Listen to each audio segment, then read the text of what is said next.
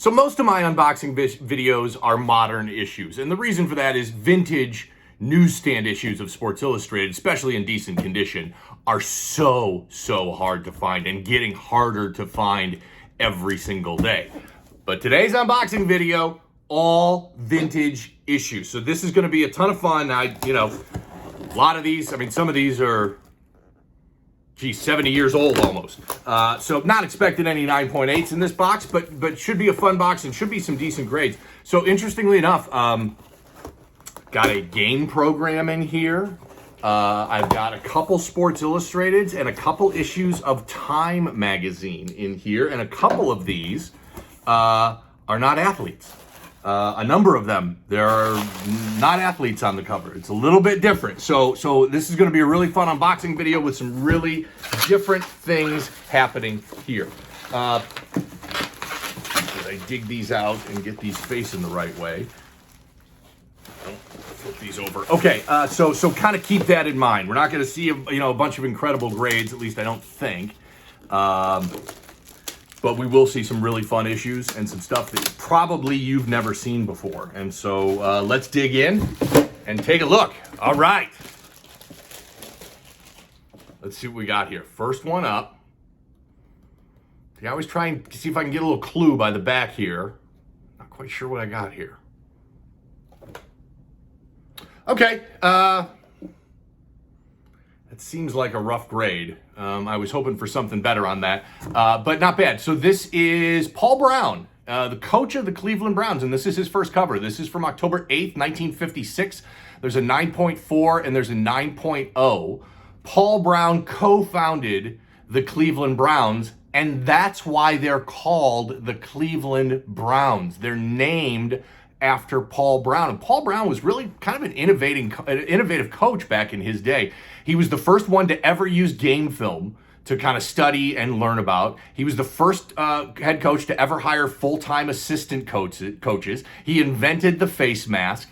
He invented the practice squad. He invented the draw play. So Paul Brown, really kind of an iconic, innovative coach back in his day. And that's why I love this issue, because of the fact that he co-owned the Browns. The Browns are named after him. All he did to kind of advance and move the game forward. They did not put Paul Brown first cover on there, so that's kind of disappointing. But October 8th, 1956, Paul Brown, first Sports Illustrated cover. Take it. Not bad for a vintage issue that's almost 70 years old. Okay, I know what this is.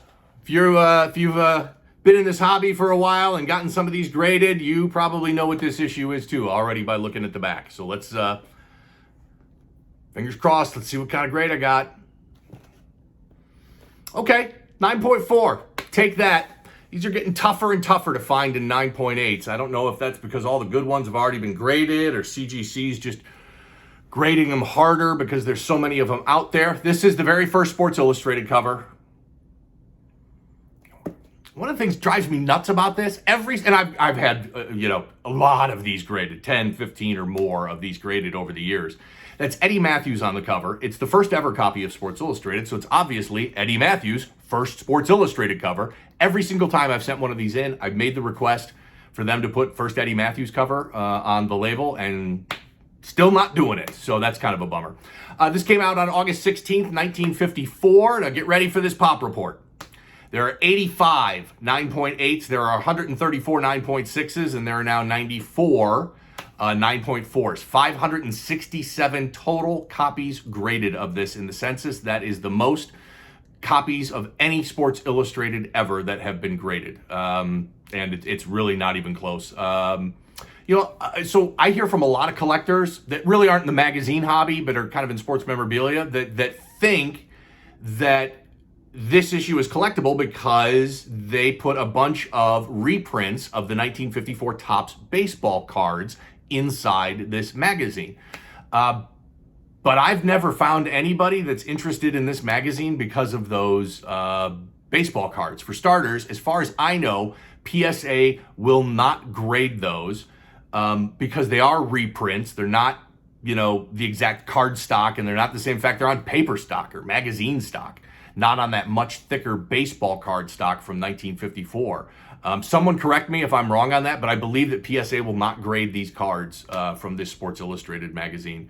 So it's not the cards that make this collectible. It's really the fact that this is an iconic piece of history. This is a work of art. It's the very first Sports Illustrated issue ever produced, and it's sitting here at 9.4. Now, for those of you that don't know, and I tell this story a lot, but I think it's important because I don't think it's as widely known a story. Sports Illustrated printed, 500,000 or 600,000 copies of these back in the day, and all the leftovers they hung on to, and they sat in a warehouse for years and years. And then in the 90s, and they did this at several times throughout the mid-90s, and then even up into the early 2000s, Sports Illustrated would run ads in the Sports Illustrated magazine, the current one, and say, hey, if you want this special authentic collector's edition of the first copy of Sports Illustrated, send us $300 or $400 or $500. The price ranged differently over the years, and we'll send it to you with a certificate of authenticity and this fancy leather binder and all that other sort of stuff. So that's why there are so many of these out there, is because there was kind of a quasi warehouse find of these, and Sports Illustrated released them into the collecting market again. And that's also why there's so many 9.8s. So love the story about this one. It's the cornerstone of any great Sports Illustrated collection, the very first issue from 1954. Not bad, 9.4. I'll take that all day long. Okay, next up. Okay, I'm good with this. I'm good with this. So, not a Sports Illustrated. I did get my labeling on that. This is John F. Kennedy's inauguration in 1961. And the Time magazine cover on top of it. So this came out on January 27th, 1961. This is a pop 1 of 1, none higher. So that's 6.5 is a pop 1 of 1 and none graded higher. There's a 5.0 and a couple out there that are also graded. So this is not Kennedy's first Time magazine cover. His first one came out in 1958 during the primaries. He was also on a cover in 1960. But this is obviously uber collectible because it's his inauguration, and you see him standing there in front of the Supreme Court justice and swearing in as president of the United States. So a fascinating story that I found in researching Kennedy's inauguration, and just a bizarre story. So Cardinal Cushing was giving the invocation at the inauguration ceremony, and he's standing at the podium, and the podium started smoking. There was an electrical short or something going on, and so the podium started smoking, and everybody was kind of like looking around, and they just kind of left it smoking for a little bit. And then when Cushing was done with his invocation, a couple of guys got up there and kind of put the fire out or unplugged it so that it stopped burning or whatever it was. But one of the guys that put the electrical fire out at Kennedy's inauguration was Richard Nixon, because he was in attendance. So I thought that was just such a bizarre story, and obviously, 2 presidents later, Nixon would become president. So JFK inauguration, Time magazine from January 27, 1961, graded at 6.5. That one is that one's fun and very cool. All right, next up.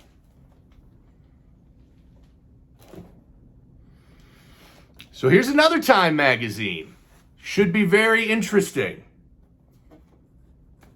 Recognize that? This is Ronald Reagan's first Time magazine cover. This came out on October 7th, 1966. This is a pop, even at a 5.0, not a great grade, but even at a 5.0, this is a pop 1 of 1, none higher. This issue came out 1 month before the 1966 gubernatorial election in California, where Reagan became governor of California. It was his first time ever running for office. I'm starting to become a bigger fan of vintage historical figures, whether that is, culturally historical or political or anything else like that, on these vintage magazines. And that's why I love that Kennedy. And I thought this Reagan one, when I came across it, was also very cool. 5.0, not a bad grade, really tough cover to get in a high grade. All of these Time magazine covers, the vintage ones, are very condition sensitive because they are all outlined in that dark red ink all around it, and especially here along the spine, that's going to show up flaws. And so very condition sensitive. Very cool. Ronald Reagan, first Time magazine cover. Okay, last one. Let's hope for something good here, something fun. Pretty good. Pretty good. 8.5. This is the 1959 World Series program. Now, see what they didn't do. Let's go through particulars, and then we'll talk about it. So this is the 1959 World Series program. There is a 9.0. There's an 8.5. There's several others out there. So for each World Series, there are variant programs. So this was Dodgers versus the White Sox. So when the games are held in Los Angeles with the Dodgers print a game program. When they were held in Chicago with the White Sox print a game program. And there's some differences, and you can see on this one, it's dated down there. It says Los Angeles, California, official souvenir program. So this is the Dodgers variant. Unfortunately, they did not break that variant out. So that's kind of a bummer. But this series was the Dodgers versus the White Sox. Dodgers won 4-2. 7 Hall of Famers played in this World Series, including Don Drysdale, Gil Hodges, Sandy Koufax, Duke Snider, Louis Aparicio, a couple others. At the time, the Dodgers played their home games at the LA Coliseum. So I had no idea that the Dodgers ever played at the LA Coliseum, but they played there for 4 years from 1958 through the 1961 season. So the 1959 World Series, this was at the LA Coliseum, which obviously, they don't play out anymore, but that's it's a football stadium.